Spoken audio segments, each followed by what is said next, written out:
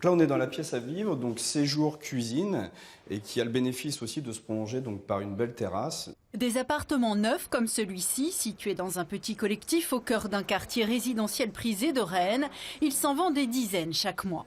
Pour les acquéreurs, le prix, environ 4 300 € le mètre carré ici, ne constitue plus un frein, tant la capitale bretonne est attractive. Le fait aujourd'hui de se retrouver à 1h30 à peu près de Paris et d'avoir une notion d'accessibilité dans Rennes renforcée par la ligne de métro et la deuxième qui est en cours de construction, je pense qu'effectivement ça va changer aussi les habitudes des Rennais et certainement aussi provoquer l'arrivée de nouveaux habitants. Si Rennes, et notamment le quartier de la Gare ici, est en pleine transformation, c'est en réalité l'ensemble du marché immobilier breton qui profite de l'embellie. Après 10 années de crise, le volume de transactions du neuf a été le premier à remonter la pente début 2015. Sur l'ensemble de la Bretagne, au second trimestre de cette année, la progression des réservations est de l'ordre de 28% en Bretagne, 22% en France. Donc vous voyez que la Bretagne se porte bien. C'est une région attractive, il y a beaucoup de nouveaux venus et c'est spécifiquement le cas à Rennes Métropole qui a tendance à prendre de plus en plus d'importance puisque Rennes Métropole représente à lui seul 58% des ventes par rapport à l'ensemble de la Bretagne. Viennent ensuite les marchés de Saint-Malo, Vannes, Lorient, Brest. À l'origine de cette reprise, la loi Pinel. Mise en place en janvier 2015, elle permet aux investisseurs de bénéficier d'une réduction d'impôt. Les primo-accédants, quant à eux, peuvent profiter d'un prêt à taux zéro soumis aux revenus. Surtout, les taux d'emprunt restent historiquement bas. Quand vous empruntez sur 15 ans, à moins de 2%, évidemment, c'est tout à fait favorable. Et puis, après cette période un peu dépressive liée à la crise et à ses éventuelles implications, notamment le chômage, les gens ont fini par se décider en se disant qu'il fallait y aller, sachant que de toute manière, les prix, eux, restaient sages. Des prix stables en moyenne, mais un marché qui reste soumis au taux d'emprunt ainsi qu'au maintien des aides publiques. Les taux d'emprunt, justement, c'est le sujet suivant. On va tout de suite accueillir Jennifer Simon, qui est courtière.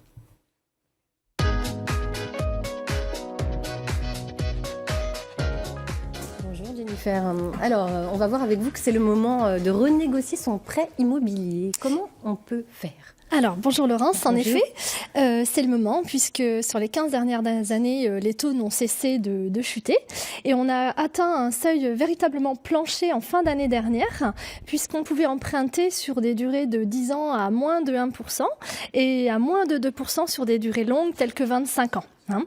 Donc la tendance vient tout juste là de s'inverser, mais très légèrement, puisqu'en décembre, en décembre, on vient de connaître une légère hausse, puis en janvier aussi. Donc si vous n'avez pas encore renégocié votre prêt immobilier, c'est le moment. C'est le moment, d'accord. Alors à qui s'adresser ?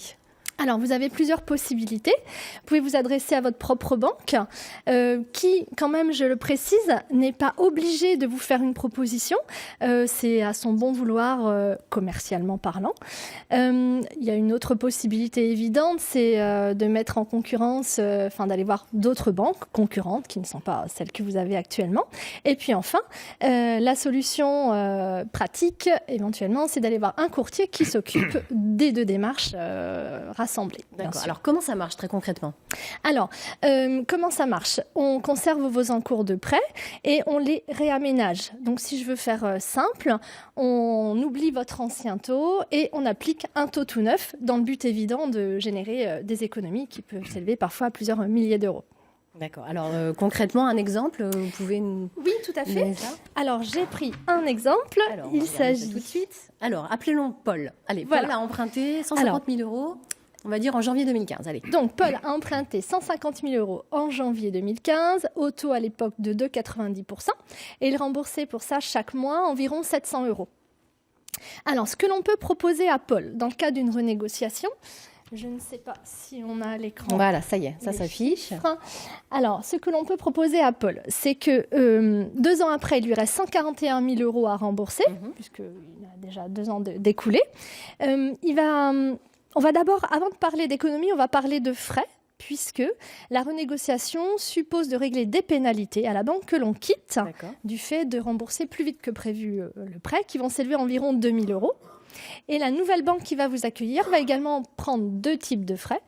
des frais de dossier d'une part qu'on peut évaluer aux alentours de 300 € et des frais d'une nouvelle garantie aux alentours de 1 400 €. Le tout faisant, Paul va devoir régler environ 4 000 € de frais, mais malgré ça, on va voir qu'on génère quand même de sacrées économies puisqu'il restait 23 ans à rembourser à Paul, mais en lui proposant de rembourser son ancien taux de 2,90 par un taux tout neuf à 1,40, on va pouvoir réduire sa durée à 20 ans.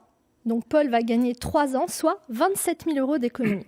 Donc en fait, il s'y retrouve largement. Il s'y retrouve très largement malgré les 4 000 € de frais que génère l'opération de renégociation. Alors on entend dire qu'il faut qu'il y ait au moins un point d'écart entre l'ancien taux et le nouveau taux pour que ce soit valable de faire cette démarche de renégociation de prêt. Est-ce que c'est vrai? Alors c'est souvent vrai. C'est vrai. Bon. Alors à chaque personne correspond une proposition de renégociation parce qu'il faut tenir compte de plein d'autres paramètres au-delà du taux, des assurances, des modalités de garantie qui peuvent évaluer entre 5 ans avant où on a fait son crédit et 5 ans après où on le reprend.